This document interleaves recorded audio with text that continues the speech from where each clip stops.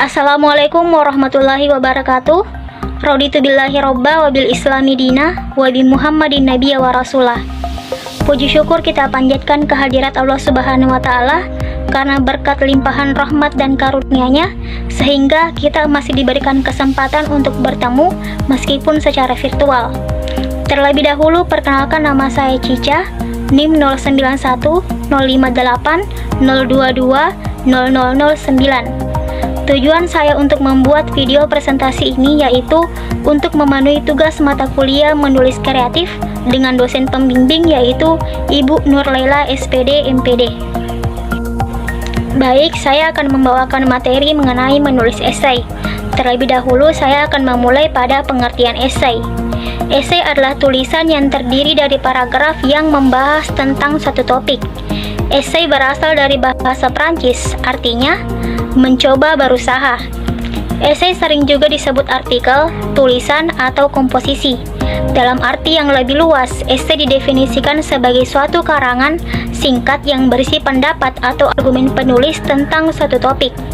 Biasanya, seseorang menulis esai karena ia ingin memberikan pendapat terhadap suatu persoalan atau fenomena yang terjadi dalam masyarakat. Penulis esai atau sering juga disebut easis dapat juga mengupas satu topik persoalan yang memberikan tanggapan dan pendapatnya atas topik atau persoalan yang dibahasnya. Kemudian yang kedua yaitu ciri-ciri esai. Yang pertama, berbentuk prosa, artinya berbentuk komunikasi biasa, menghindarkan penggunaan bahasa dan fitur. Yang kedua, singkat, maksudnya dapat dibaca santai selama 2 jam. Yang ketiga, memiliki gaya pembeda. Seorang penulis esai yang baik akan membawa ciri dan gaya yang khas, yang membedakan tulisannya dengan gaya tulisan yang lain. Selanjutnya, selalu tidak utuh. Artinya, penulis memilih segi-segi yang penting dan menarik dari objek subjek yang hendak ditulis. Yang selanjutnya, memenuhi keutuhan penulisan. Walaupun esai dan tulisan tidak utuh, namun harus memiliki kesatuan. Selanjutnya, mempunyai nada pribadi atau bersifat individu, yang membedakan esai dengan jenis karya sastra yang lainnya. Kemudian, pembahasan selanjutnya mengenai cara membuat esai yang baik. Yang pertama, menentukan tema atau topik. Yang kedua, membuat outline atau garis besar ide-ide yang akan dibahas. Yang ketiga, menuliskan pendapat kita sebagai penulisnya dengan kalimat yang singkat dan jelas. Yang keempat, menulis tubuh esai memulai dengan memilah poin penting yang akan dibahas.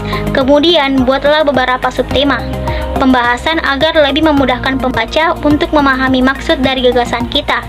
Yang kelima, membuat paragraf pertama yang sifatnya sebagai pendahulu. Dan yang keenam, menuliskan kesimpulan. Ini penting karena untuk membentuk opini pembaca, kita harus memberikan kesimpulan pendapat dari gagasan kita sebagai penulisnya.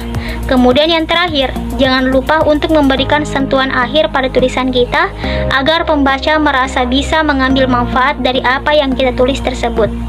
Adapun contoh esai dapat kalian simak dengan baik pada presentasi di atas.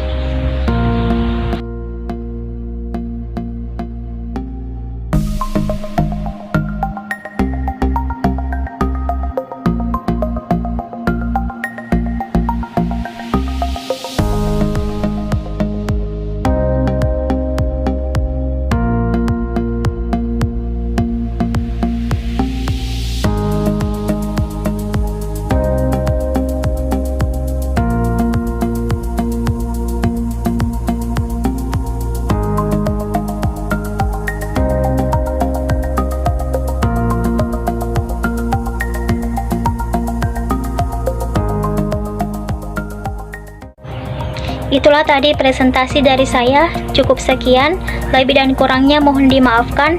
Wassalamualaikum warahmatullahi wabarakatuh.